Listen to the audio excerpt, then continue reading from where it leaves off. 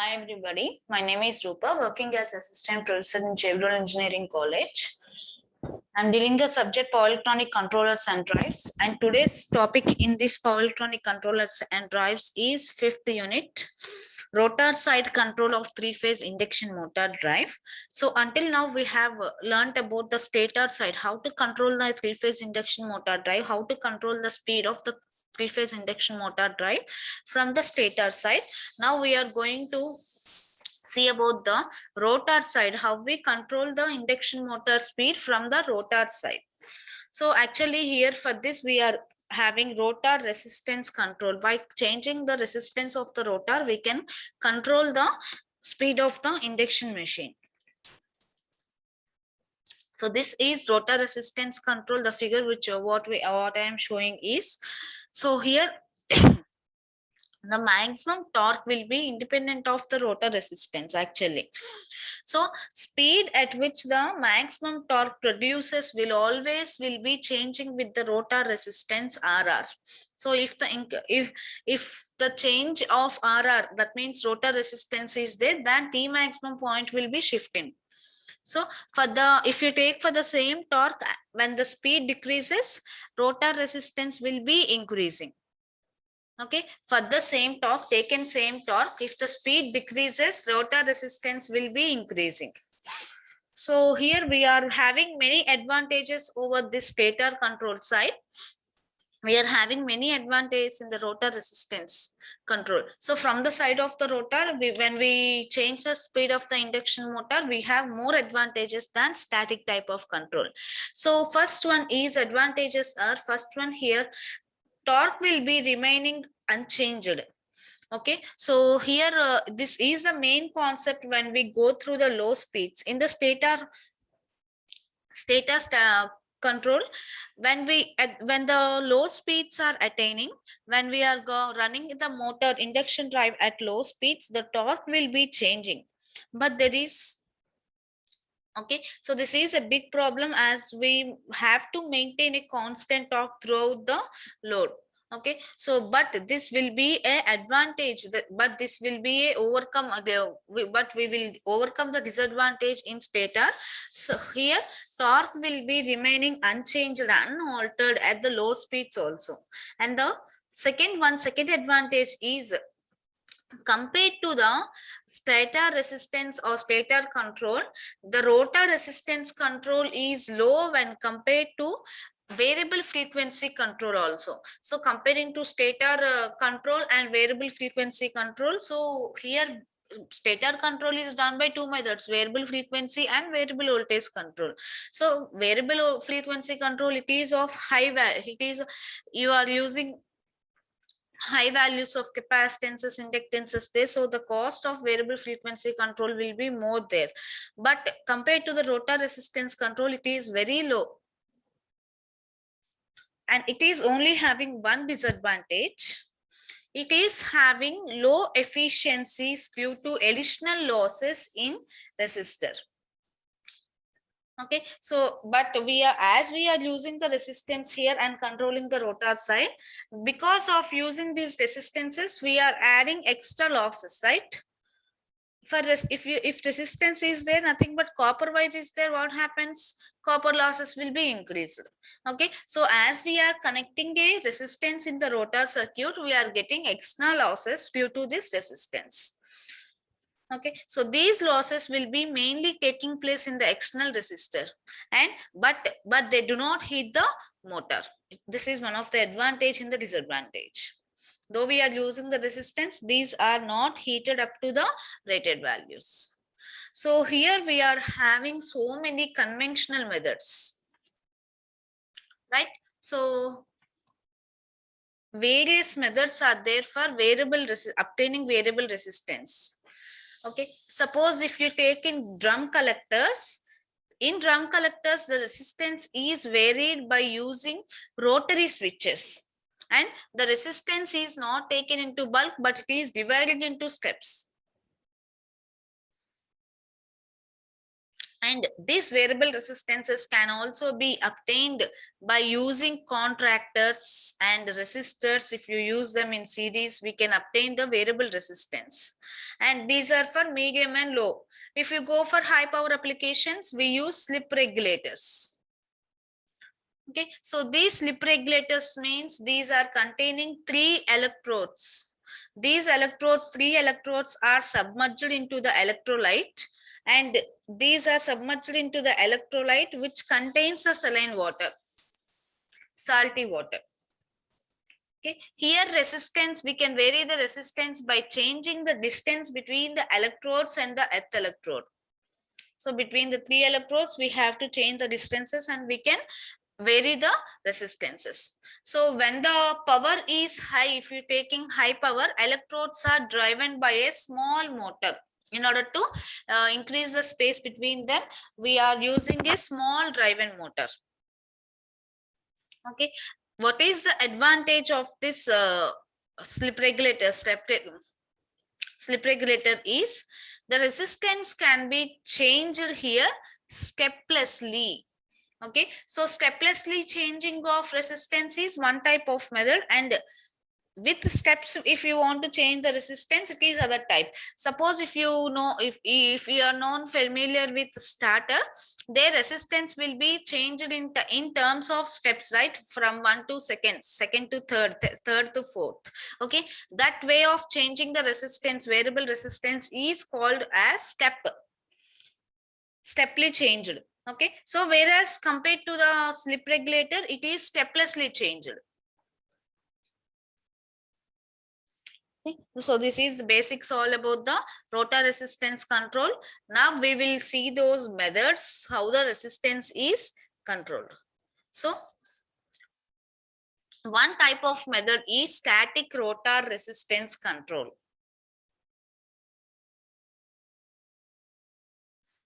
Okay, so here also using this static rotor resistance control, the resistance is varied steplessly.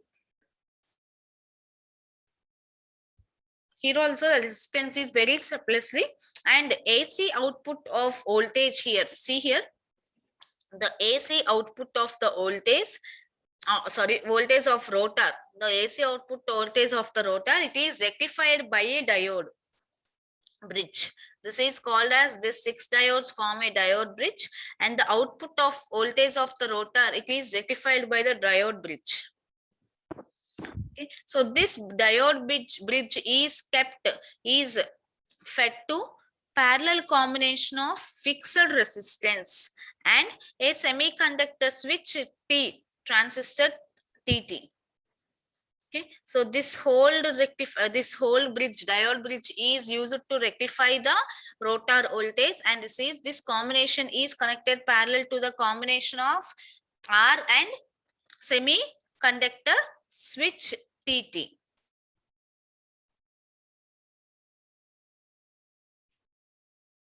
Okay, so here, what is the effective resistance between A and B terminals? A and B terminals, what is the effective resistance? It is considered as capital R A B. Okay, capital R A B is the effective resistance between the terminals A and B. So this effective resistance R A and B, it is varied by varying the duty ratio of TR or TT. Okay, so how the resistance here is changed?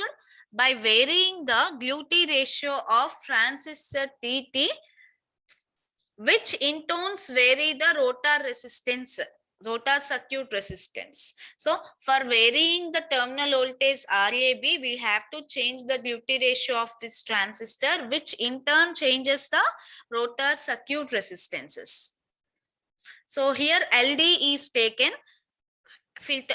This LD inductance LD is taken. This is used to reduce the ripples.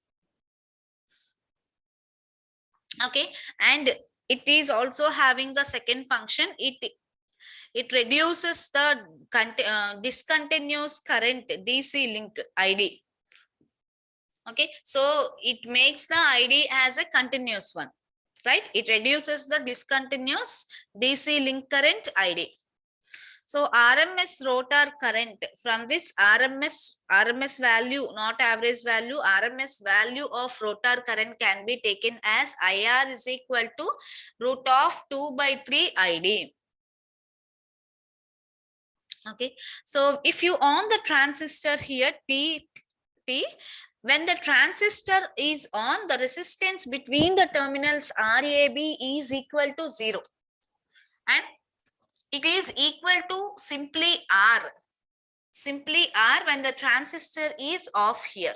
Okay, when the transistor is on, the resistance between RAB is equal to 0, and when the transistor is off, the resistance between RAB is equal to capital R.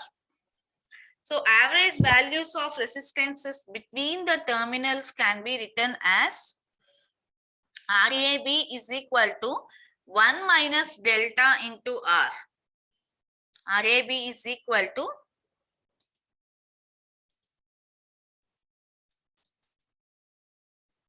RAB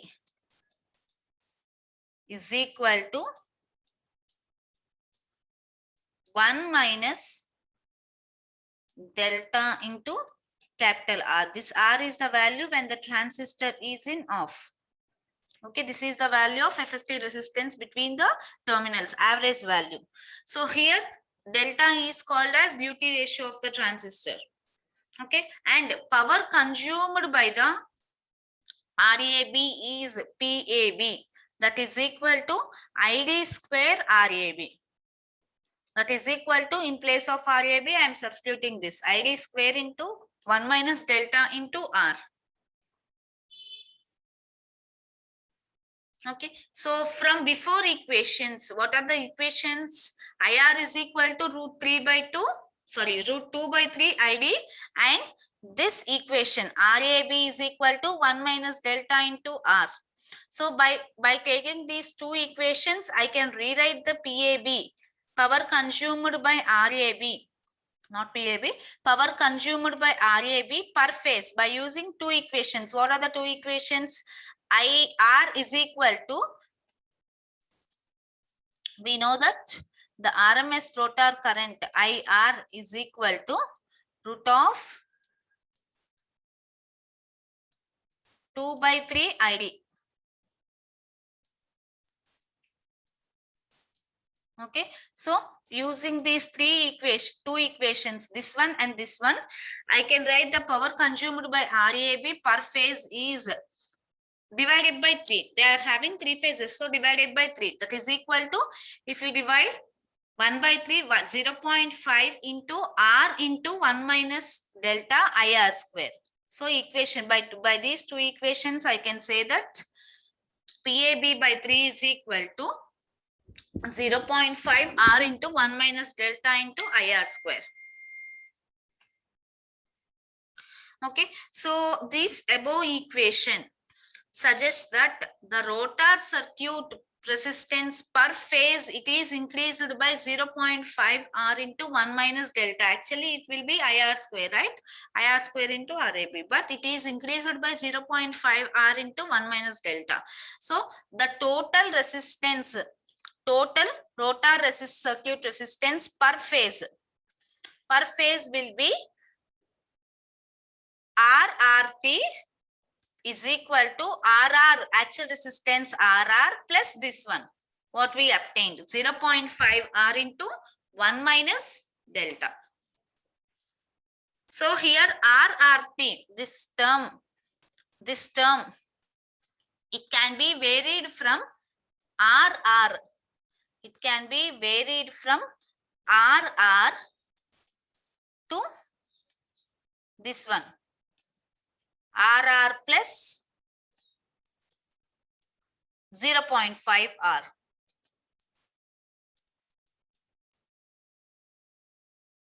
Okay, so the term RRT, this term, main value term, can be changed from RR to RR plus 0.5 R, as delta will be changing from 1 to 0.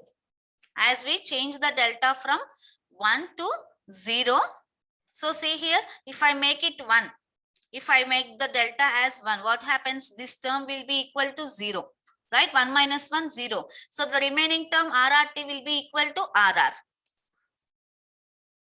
right? Next, if I make the delta term 0, so only 1 will be there here. 0.5 R into 1. So that makes RR plus 0.5 R. Okay, so if you change the delta from 1 to 0, the value of RRT will be RR to RR plus 0.5 R. Okay, so here a closed loop speed control scheme with inner current loop I am showing here. This is a closed loop speed control scheme with inner current control loop.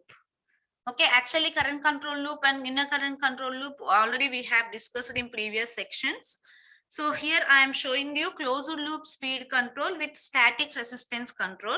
See here, the rotor current IR and ID here. The rotor current IR here, from here you will get the rotor current. The rotor current IR and ID, they have a constant value at T maximum point. So whether they are running in motoring operation or plugging operation, but these will be having both IR and ID a constant values at T maximum point. So if the current limiter here shown in the figure, if this current limiter it is made to saturate at this current, the drive will be accelerating or decelerating the maximum torque. So it will be accelerating or decelerating means it will be giving fast transient responses. Very fast transient responses will be given by the drive. So if you consider the plugging, we have to reverse the phase sequence. If you for motoring, normal working of this drive will be there, but for plugging we have to reverse the phase sequence. And there are advantages of this rotor resistance when compared to stator resistance. What are the advantages? Means first one, it is smoothly driven. Smooth control is there. And second one, stepless control. Without steps we can control at a rate of normal value, changing as usual as a normal value we can control, and it will be giving very fast responses. And the maintenance charges on maintenance is also low for this rotor resistance. And the size of this rotor resistance, as we are not using so many of the controllers there, the size will be also compact here.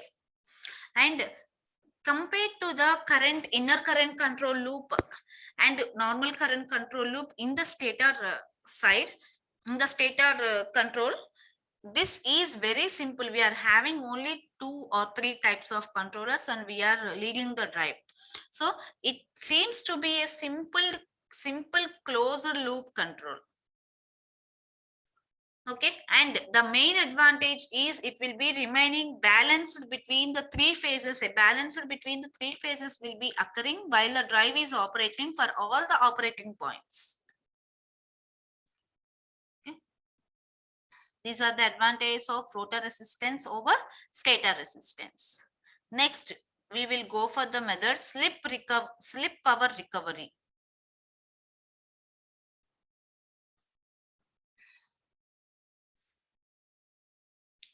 So in the figure, we are seeing the equivalent circuit of a wound rotor induction motor with a voltage VT. This one, this is the voltage VT. This is injected into the rotor, and I am taking stator to rotor turns as unity. Okay, the turns of the turn ratio of stator to rotor, K value is called as unity here. Okay, so when I am neglecting the rotor copper loss, I am taking that PM is equal to PG minus PR. The power, that is gross power or mechanical power obtained at the rotor is equal to PG minus PR. Okay, so see here, where PR is the power absorbed by the source VT. Here PR is the power absorbed by the source VT. Here actually minus PR we are getting. This magnitude and sign of the PR, actually the signs and magnitude of the PR, these can be controlled by controlling the magnitude and phase of VT. Okay, so by controlling the magnitude and phase of VT here, magnitude and phase of VT, I can control the magnitude and sign of PR. Okay, suppose when PR is equal to 0 means the motor is running in natural speed torque characteristic. Okay, when the PR is 0, I am taking PR is equal to 0 means the motor is running in natural speed torque characteristics. Suppose when the PR is positive. Okay, so when the PR is positive, this PM will be getting reduced. Motor will be running at low speeds for the same torque before. And when PR is equal to PG, what happens? Minus value. So PM and speed are nearly equal to 0. They will be reducing to 0, minus 0. 2 minus 2, 0 like that. So PR will be varying from 0 to PG. And N varies from, when the PR is varying from 0 to PG, the speed of the rotor will be varying from synchronous speed to 0. Okay, so if it is 0, it is the speed is synchronous speed. If the PR value is PG, then the PM is nothing but equal to synchronous speed. The speed of the rotor will be synchronous speed. So when PR is equal to 0, the rotor speed is synchronous speed, and when PR is equal to PG, the rotor speed is equal to 0. Okay, so here the polarity of this operation is shown by the continuous line here, this one. This is a continuous line. This polarity of the operation will be shown by the continuous line. And this I have showed you for 0, positive and PG, PR values. Now, if the PR value is negative, okay, so if the PR value is negative, this what happens means this VT value, it acts as a source. That means PM will be greater than PG. This PM will be greater than PG. And motor will be running at high speeds beyond synchronous speed. Okay, then at the time motor will be running at high speeds beyond the synchronous speed. So this polarity of VT is shown for speed control above synchronous speed. It is shown by the dotted lines. This is the dotted line. Okay, so if PR is positive, continuous line, and PR is negative, PR is positive, the speed is limited to NS only. Equal to NS, the rotor will be rotating. But when the PR is negative, the rotor will be rotating beyond the synchronous speed, which is shown by the dotted lines. So as usual, when I am neglecting the rotor copper loss, PR is equal to slip power. That is equal to S into PG. Okay, so speed control below NS. Speed control, the below NS, it is obtained by controlling the slip power only. So by controlling the slip power, that means PR, by controlling the PR, we can control the speed of the rotor below the synchronous speed. Okay, so actually in before concepts, what we are getting, we are wasting the power in external resistances, right? But it is usefully employed here. The external resistance, the power which is wasted in the external resistances is also used here. Okay, so instead of wasting the power in external resistances, we also using. So these methods of speed control are classified as slip power recovery scheme. That's why we are calling them as slip power recovery speed. So the power which is slipped away is also recovering. So that's why it is called as slip power recovery scheme. So we are having mainly two such schemes of slip power recovery schemes. First one is static Scherbius drive, and second one is Kramer's drive, static Kramer's drive. Okay, so you will see the first one, static Scherbius drive. So this is the diagram for static Scherbius drive, and these are the speed torque curves. These are the speed torque curves. So this static Scherbius drive provides a speed control of wound rotor motor below the synchronous speed. Okay, they provides a speed control of wound rotor motor below synchronous speed, and the portion of rotor AC power, it is converted into DC by a diode bridge, what we are taking here. Okay, the AC power is converted into DC by diode bridge, and the controlled rectifiers here, what we are using as a bridge also, this works as an inverter control. Okay, they convert back AC and fed it back to AC source. Okay, so the control rectifiers, what is the function? They works as an inverter and converts it back again to AC. Okay, so this DC bridge will be the power which is converted, the AC power which is converted into DC by the diode bridge, again they convert, these rectifiers convert DC into again AC, and it fed back to the AC source. They fed back to the AC source. So the power which is fed back, it is controlled by controlling the inverter counter EMF VD2. This is the inverter counter EMF VD2. Okay, this is VD2. So the power which is fed back can be controlled. The power feeding back can be controlled by controlling the inverter counter EMF. This is called as counter EMF VD2.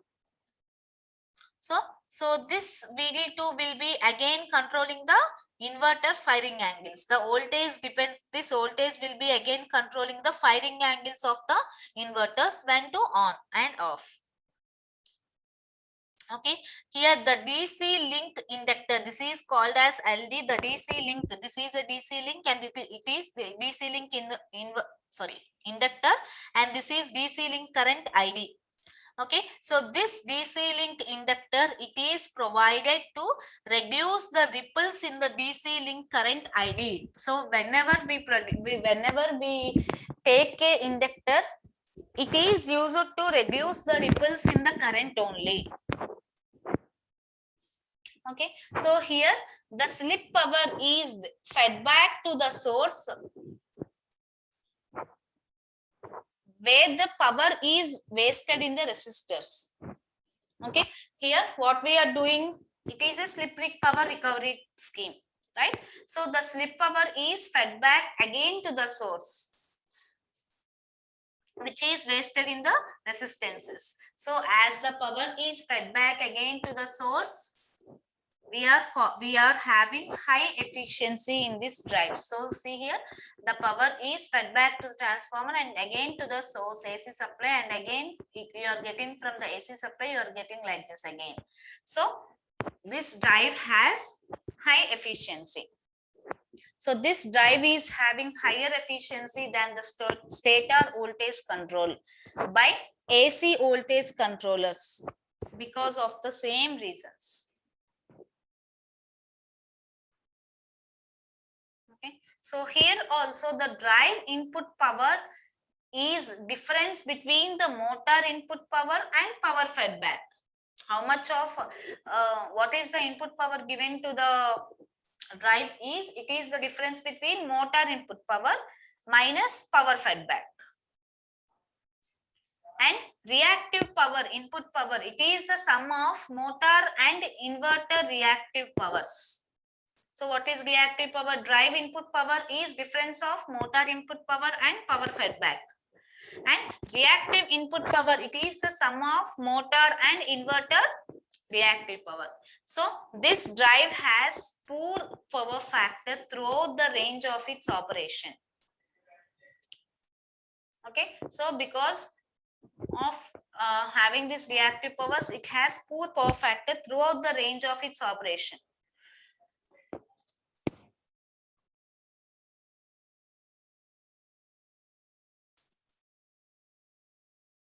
So from this A figure, from figure A here, I am neglecting the stator and rotor drops. So I can write VD1 voltage V1 bridge diode. This is the diode bridge voltage, that is equal to 3 into root 6 by pi SV by N, and this is the inverter bridge voltage, that is equal to VD2 is equal to 3 into root 6 by pi V by M cos alpha. Okay, so here where alpha is the inverter firing angle, here alpha is called as inverter firing angle, and N is called stator turns ratio. N are the stator turns ratio and M is the rotor turns ratio. And if you neglect the drop across the inductor, if I neglect any drop is not there across the inductors, LD, I can say that VD1 plus VD2 is equal to 0.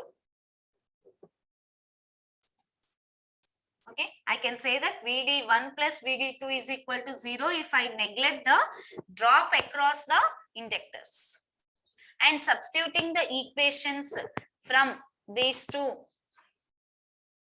I am substituting these equations. VD1, I am adding these equations and making it into 0.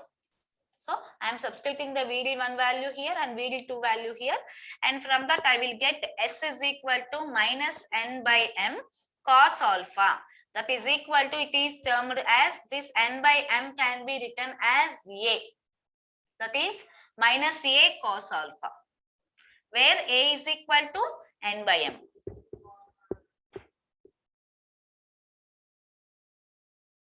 Okay, so next we will discuss in next classes.